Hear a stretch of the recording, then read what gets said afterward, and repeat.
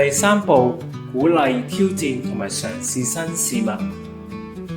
當我哋希望仔女有成長型思維，唔係淨係得把口講，我哋仲要創造機會，幫佢哋係有一個空間去試個新事物，面對挑戰嘅喎。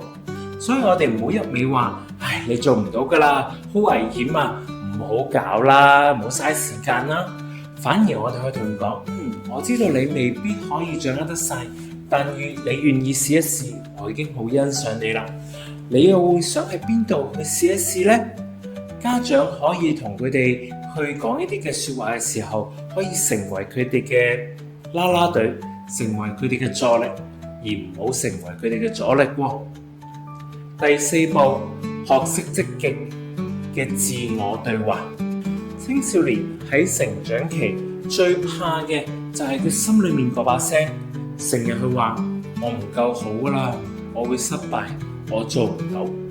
家長可以教佢哋去轉化一啲內在嘅語言，與其話我永遠都做唔到，可以講我今次未做到，但我可以繼續嘗試。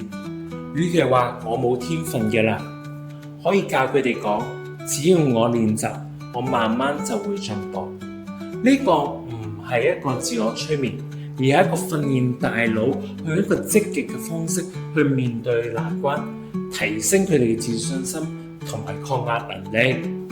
最後，家長你要記得，有時我哋嘅一句說話，一個嘅眼神，一種嘅態度，其實多多少少會影響咗小朋友佢去對自己能力嘅睇法。如果你相信學習係可以改變命運，咁就請你將呢份嘅信念傳俾你嘅仔女，因為失敗唔係一個句號，而係一個起步點。努力唔係無謂，而係一個嘅改變嘅動力。